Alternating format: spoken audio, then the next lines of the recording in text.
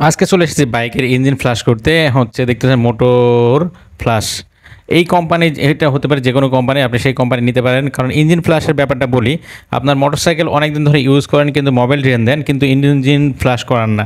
Engine flush করার উপকারিতা অপকারিতা সবই কিছু বলছি। ইঞ্জিন ফ্লাশ হচ্ছে এমন একটা জিনিস, সেটা হচ্ছে আপনি যখন মোবাইলটা বের করে নেবেন আপনার বাইক থেকে মোবাইল বের করার পরে এই ইঞ্জিন ফ্লাশটা দিলে আপনার ভিতরে, ইঞ্জিনের ভিতরে যত প্রকার ময়লা মাটি থাকে সব কিছু এক কথায় ইঞ্জিনটা পুরা ধুয়ে ফেলার মতো হয়ে যায়। মানে বাইক ইঞ্জিনটা খুলে যখন ওয়াশ করে সেরকমভাবে সম্পূর্ণ পরিষ্কার হয়ে যায়। সেটা করতে পারবেন আপনি। আজকে আমি সেই জন্য নিয়ে এসেছি বাইকটা, আমার নিজস্ব বাইক এটা। এই বাইকটা নিয়ে এসেছি, বাইকটা একটু পরে ধোয়া টোয়া সব কমপ্লিট করব। এখন মূলত প্রথমে ইঞ্জিন থেকে মোবাইলটা বের করে নিচ্ছি। মোবাইলটা দেখতে পাচ্ছেন বাইক সার্ভিসিংয়ের দোকান নিয়ে এসেছি। সেখানে সে একেবারে কাট করে এদিক সেদিক করে কিন্তু ইঞ্জিনটা বের করে নিচ্ছে, মোবাইলটা বের করে নিচ্ছে, ইঞ্জিন অয়েলটা যেটাকে বলা হয় সেটা।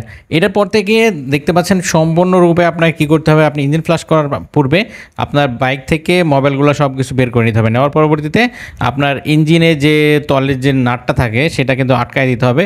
তারপরে আপনার ইঞ্জিন ফ্লাশ ঢালতে হবে। ঢালার পরে তখন হচ্ছে ইঞ্জিনটা কিছুক্ষণ ধরে স্টার্ট করে রাখতে হবে।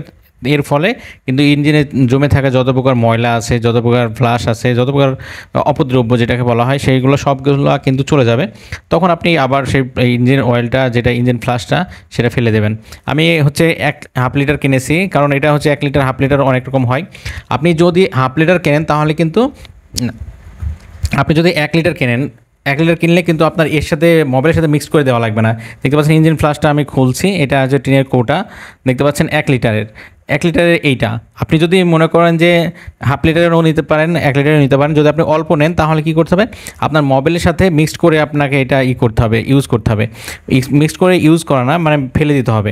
এই যে পোড়া মোবাইলটা, যেটা আপনার মোবাইলটা বের হয়েছে ইঞ্জিন থেকে, সেই মোবাইলের সাথে মিক্সড করে এটা ঢালতে হবে। বা অথবা বের করার আগে বা মোবাইলটা খোলার আগে মোবাইল এই ইঞ্জিন ফ্লাশটা ঢেলে দিতে হবে। যদি অল্প থাকে তাহলে ঢেলে দিতে হবে। ঢেলে দেওয়ার পরে তখন হচ্ছে ইঞ্জিন থেকে মোবাইলটা বের করে নিলে হয়ে যাবে। আর আমি যেহেতু 1 লিটার নিয়েছি, আমি ঢালার পরবর্তীতে আমি কী করবো, ইঞ্জিনটা কিছুক্ষণ 1 মিনিট মতো স্টার্ট দিয়ে রাখতে হবে লো ভলিউমে। এটা মনে রাখতে হবে, হ্যাঁ, লো ভলিউমে, মানে সর্বনিম্ন ভলিউম, যেটা স্টার্ট দিলে যেমন থাকে সেই রকম একটা পিক আপ দিয়ে রাখতে হবে। এর ফলে কিন্তু আপনার ইঞ্জিনের ভিতরে সমস্ত জায়গাতে কিন্তু ইঞ্জিন ফ্লাশটা চলে যাবে। দেখতে পাচ্ছেন ইঞ্জিন ফ্লাশটা দেওয়া হয়ে গেল। এখন হচ্ছে নাটটা দিয়ে দিচ্ছি। দেওয়ার পরে কিন্তু বাইকটা স্টার্ট দিতে হবে কিছুক্ষণের জন্যে। দেখুন নাটটা সুন্দরভাবে আটকায় দিতে হবে, যেহেতু হাত দিয়ে আটকালে হবে, যেহেতু এটা তো একেবারে ফিক্স করে ফেলছি না আমি, তাই না? সেই জন্যে এখন হচ্ছে স্টার্ট দেওয়ার পর্ব, স্টার্ট দিতে হবে। বাইকটা স্টার্ট দিচ্ছি, হ্যাঁ, স্টার্ট হয়ে গেছে। এখন দেখুন বাইকের মিটারটা দেখাচ্ছে আমি কত পিক আপ আছে। লো ফ্রেন্সে থাকতে হবে, এটা কিন্তু আপনাকে এনশিওর করতে হবে। কারণ বেশি জোর দিলে কিন্তু বাইকের ক্ষতি হবে, জোর দেওয়া যাবে না।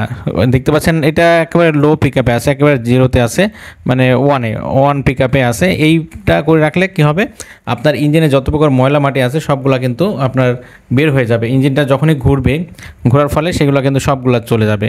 এখন আমি একটু হয়ে গেছে, এখন আমি ইঞ্জিন ফ্লাশটা বের করে ফেলছি।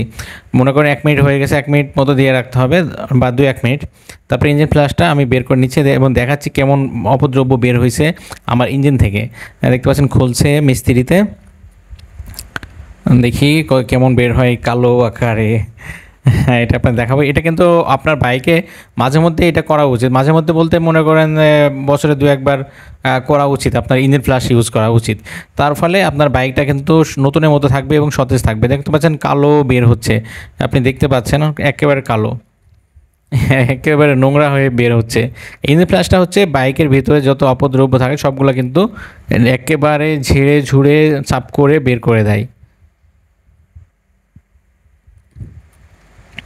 এখন আমি দেখাচ্ছি যে ইঞ্জিন ফ্লাশটা কেমন হয়েছে, কী অবস্থায় আছে। হ্যাঁ, কী খারাপ অবস্থা দেখুন। আমি দেখাচ্ছি আপনাদেরকে, এই যে দেখতে পাচ্ছেন কালো হয়ে গেছে। ছিল কিন্তু একেবারে ফ্রেশ ক্রিস্টাল ক্লিয়ার ওয়াটারের মতো, কিন্তু এখন একেবারে কালো হয়ে গেছে। এইভাবে করে বুঝতে পারছেন। এখন আপনি কি করবেন, এবার হচ্ছে বাইকের নাটটার আবার এদিক সেদিক কাত করে নেবেন, নিয়ে দেখবেন যদি ইঞ্জিন ফ্লাশ যেন না থাকে সম্পূর্ণটা বের করে দেবেন। এটা আপনার এনশিওর করতে হবে আপনাকে। ওকে, এটা করার পরে এখন আমাকে কী করতে হবে, এখন ইঞ্জিনের তলে যে নাটটা আছে সেটা আবার পুনরায় আটকাতে হবে। আটকিয়ে দেখো আটকিয়ে নিচ্ছে। এবার মূলত মোবাইলটা দিতে হবে। আমি যে মোবাইলটা দিচ্ছি আমার বাইকে সচরাচর মোটল মোবাইল ইউজ করি, এটা স্পন্সার ভিডিও না, কিন্তু আপনি যে কোনো মোবাইল ইউজ করতে পারেন, কিন্তু ইঞ্জিন ফ্ল্যাশটা আপনি যে কোনো ইঞ্জিন ফ্ল্যাশও ইউজ করতে পারেন। তো আমি আজকে দেখালাম যে কীভাবে করে ইঞ্জিন ফ্ল্যাশ করতে হয়। ইঞ্জিন ফ্ল্যাশটা কিন্তু সবারই কিন্তু প্রয়োজন, মাঝে মধ্যেই প্রয়োজন। এখন দেখুন ইঞ্জিনটা দিয়ে দিচ্ছি, ইঞ্জিন অয়েলটা ঠিকঠাক খুলে নিতে হবে। দেখতে পাচ্ছেন মিস্ত্রিতে খুলছে। খোলার পরে ইঞ্জিন অয়েলটা দিচ্ছি, দেওয়ার পরবর্তীতে এই যে ইঞ্জিন অয়েল কিন্তু দেওয়া হচ্ছে বাইকে। দেখতে পাচ্ছেন লাল রক্তের মতো ব্যাপার। আসলে মোটর বাইকের কিন্তু রক্তই বলতে পারেন যে ইঞ্জিন অয়েলটা, অর্থাৎ মোবিলটা রক্তের মতো কাজ করে।